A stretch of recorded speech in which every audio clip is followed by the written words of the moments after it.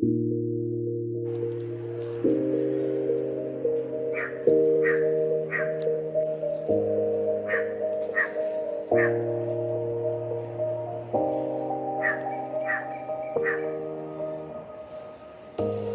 say it's hard to tell just what I'm thinking. You think it's hello, എല്ലാവർക്കും പുതിയൊരു വീഡിയോയിലേക്ക് സ്വാഗതം. അപ്പോൾ ഞാനിന്ന് നിങ്ങളോട് ഷെയർ ചെയ്യുന്നത് എൻ്റെ കെരാറ്റിൻ ട്രീറ്റ്മെൻറ്റ് കഴിഞ്ഞ് പിന്നെ കെരാറ്റിൻ സ്പാ ചെയ്ത് പിന്നെ മുടി കണ്ടമാനം കൊഴിയാൻ തുടങ്ങി. ഒരൊറ്റ മുടി പോലും കൊഴിയില്ല എന്നുള്ള അഹങ്കാരത്തിൽ നടന്ന ഞാൻ വെറുതെ പോയിട്ട് കെരാറ്റിൻ സ്പായൊക്കെ ചെയ്ത് മുടി സംഭവം സ്മൂത്തായി. പക്ഷേ ഭയങ്കര കൊഴിച്ചിൽ, ഇരുമ്പോൾ കൊഴിയും, മുടി ഇങ്ങനെ എടുത്ത് കിട്ടുമ്പോൾ കൊഴിയും, ആകെ മൊത്തം കൊഴിച്ചില്ല. സാരല്ല, പക്ഷേ ഞാൻ അതിൽ നിന്ന് ഓവർകം ചെയ്യാമെന്നുള്ളൊരു കോൺഫിഡൻസ് ഉള്ളത് കൊണ്ട് കുഴപ്പമില്ല. ഞാൻ അതിൻ്റെ മുകളിൽ അത്ര ഒരു പ്രശ്നം ആയിട്ട് നിങ്ങളും ഇതുപോലെ എന്തെങ്കിലും ട്രീറ്റ്മെൻറ്റ് എന്തെങ്കിലും കഴിഞ്ഞിട്ടുണ്ടെങ്കിൽ നിങ്ങൾക്കും ഇതുപോലെ മുടി കൊഴിച്ചിലുണ്ടാവും.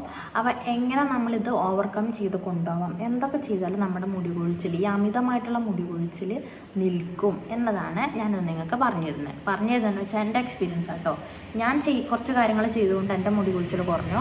അപ്പം ആ കാര്യങ്ങളാണ് ഞാൻ നിങ്ങൾക്ക് ഷെയർ ചെയ്തത്. ഇന്ന് ഫെബ്രുവരി 14, നാളെ ഫെബ്രുവരി 15. ഞാൻ 15-ാം തീയതി ആയിരിക്കും വീഡിയോ അപ്ലോഡ് ചെയ്യാൻ, പക്ഷേ വീഡിയോ എടുക്കുന്ന ദിവസം 14-ാം തീയതി കേട്ടോ.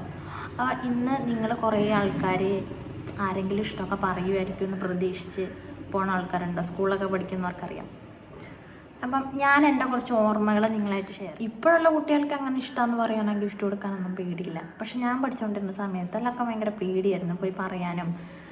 ഗിഫ്റ്റ് കൊടുക്കുന്ന സംഭവം എൻ്റെ ഓർമ്മയിലില്ല. 10ാം ക്ലാസ് വരെ നമുക്ക് ഈ ദിവസമൊന്നും ഓർമ്മയില്ല. സാധാരണ സ്കൂളിൽ പോവും, അതിന് പ്രത്യേകിച്ച് അങ്ങനെ സ്പെഷ്യൽ ഡേ ഒന്നുമല്ല. +2 ആയിരുന്ന സമയത്ത് കുറച്ചും കൂടി ഇങ്ങനെ എല്ലാവരും പറഞ്ഞിട്ടാ വാലൻറ്റൈൻസ് ഡേ ആണ്. എനിക്കതിൻ്റെ കഥയൊക്കെ ഓർമ്മ ഉണ്ടായിരുന്നു, മറന്നുപോയി.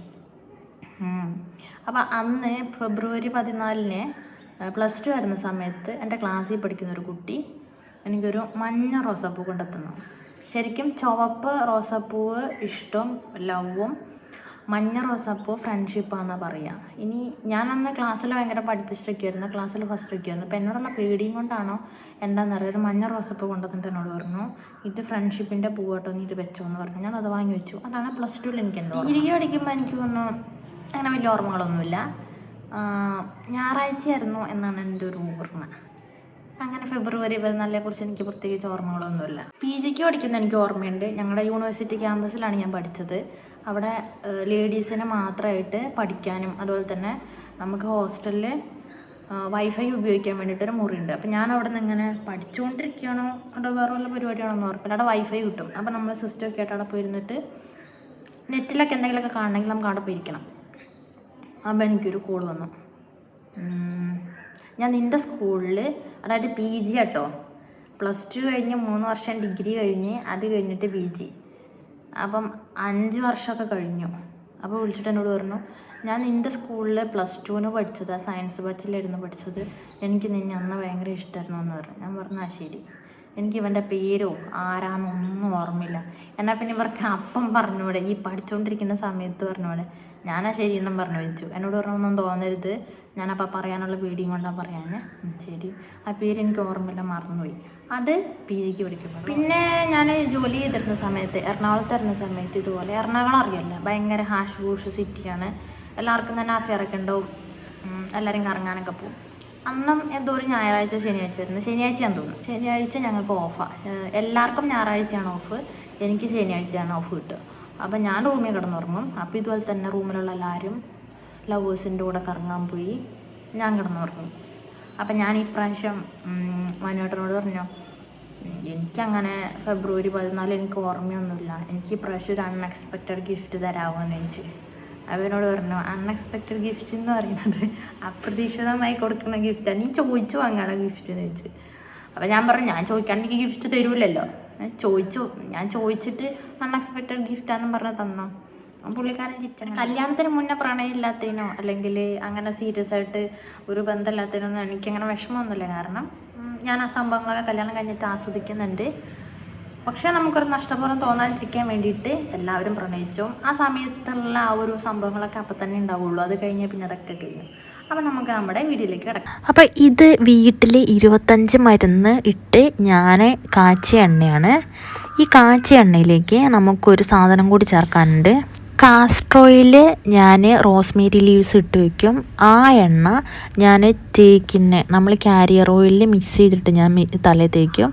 അപ്പോൾ ഇത് രണ്ടും കൂടി ഒരു പാത്രത്തിലേക്ക് മിക്സ് ചെയ്തതിന് ശേഷം കുറച്ച് വെള്ളം നമ്മൾ തിളപ്പിക്കുക. അതിൻ്റെ നടുക്ക് ഈ പാത്രം ഇറക്കി വെച്ചിട്ട് ജസ്റ്റ് ഒന്ന് ചൂടാക്കി അതൊന്ന് പുറത്തേക്ക് ഇറക്കി ആ ചൂടൊന്ന് ആറിയതിന് ശേഷം നമ്മൾ കൈകൊണ്ട് നന്നായിട്ട് തലയിൽ മസാജ് ചെയ്യുക. ഇതാണ് ഒന്നാമത്തെ റെമഡി. ഇനി രണ്ടാമത്തെ റെമഡി എന്ന് പറയുന്നത് നമ്മുടെയൊക്കെ കയ്യിലുള്ള റോസ്മേരി ഓയിലില്ലേ, ഞാൻ റോസ്മേരി എസെൻഷ്യൽ ഓയിൽ ഉപയോഗിക്കുന്നുണ്ട്. ഞാൻ പല വീഡിയോയിലും പറഞ്ഞിട്ടുണ്ട്, ഇത് ഭയങ്കര സൂപ്പർ സാധനമാണ്, എനിക്ക് നന്നായിട്ട് മുടി വളരുന്നുണ്ട്. അപ്പോൾ നിങ്ങൾ എന്തായാലും വാങ്ങി ഉപയോഗിക്കുക, അല്ലെങ്കിൽ റോസ്മേരി ലീവ്സ് ഉപയോഗിക്കാൻ ഞാൻ പറഞ്ഞിട്ടുണ്ടായിരുന്നു. റോസ്മേരി എസെൻഷ്യൽ ഓയിലും അതുപോലെ തന്നെ ഒലിവ് ഓയിലും 1:3 എന്നുള്ള അനുപാതത്തിൽ രാത്രി ഞാൻ കിടക്കാൻ നേരത്ത് തേക്കും, ഒരു 2 ദിവസം ഇടവിട്ട്. അപ്പോൾ അതാണ് രണ്ടാമത്തെ റെമഡി. ആദ്യമായിട്ട് വീഡിയോ കാണുന്നവരാണെങ്കിൽ ആ ലൈക്ക് ബട്ടൺ ഒന്ന് അമർത്തുക, അതുപോലെ തന്നെ സബ്സ്ക്രൈബ് ചെയ്യുക, ഷെയർ ചെയ്യുക, കമൻറ്റ് ചെയ്യുക. അപ്പം ഞാൻ ഈ വീഡിയോ ചെയ്യുന്നത് ഒന്ന് എൻ്റെ എക്സ്പീരിയൻസ് വെച്ചിട്ട്, പിന്നെ ചില ആൾക്കാർ താഴെ കമൻറ്റ് ചെയ്യാറുണ്ട് ഇതിനെക്കുറിച്ചൊന്ന് വീഡിയോ ചെയ്യാമെന്ന് വെച്ചിട്ട്.